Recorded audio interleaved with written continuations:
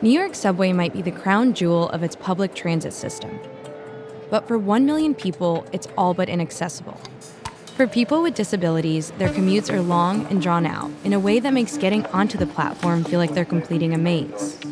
But this is still better than it used to be.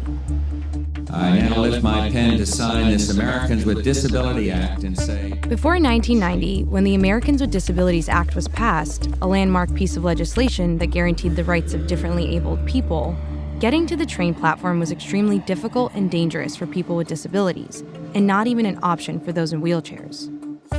It's been 29 years since the passage of the bill, and the MTA says it's made 120 stations fully accessible for all riders, which is still only 24%. For many, the improvements are not coming fast enough. So in the past year, the MTA has tried to do more.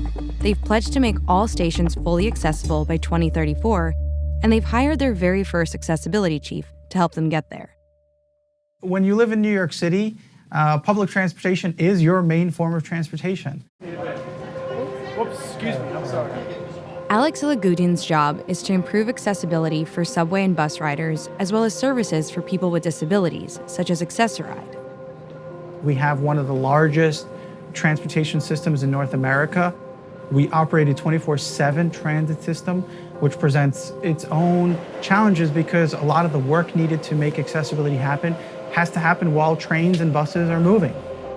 Obviously, the system is very old, more than 100 years old, and trying to rebuild the infrastructure literally means moving heaven and earth to put in elevators and make other accessibility improvements.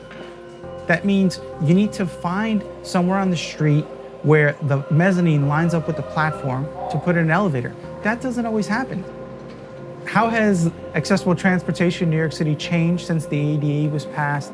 It's been monumental. There was a point in time where there were no accessible stations. But disability advocates want more. They want clear signage, audio announcements, life-saving features such as raised braille and bright paint that highlights stairs and the edge of the platform, and elevators that work. This is the transformation we need because this system is at 20%. 1 in 5 stations is accessible. 25 elevators go out of service a day.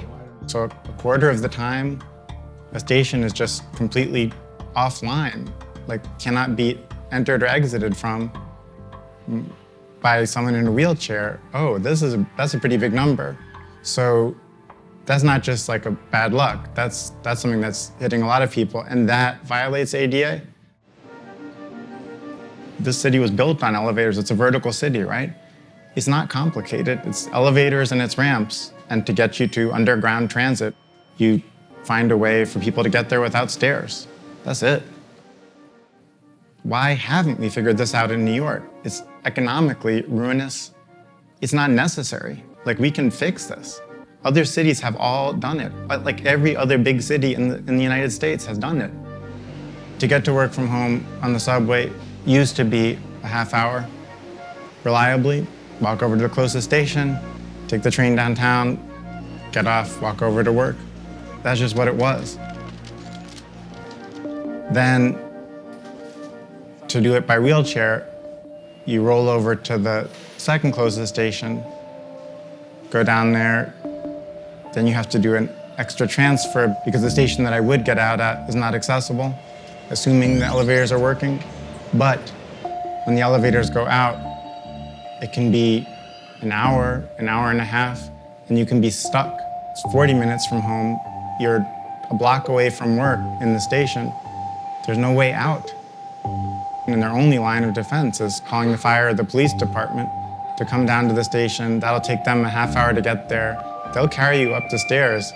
For that to be the plan, when an elevator goes out, is staggering. And they talk about it's too expensive to build elevators and build ramps. That's what's expensive. It's morally reprehensible that you're doing that to people.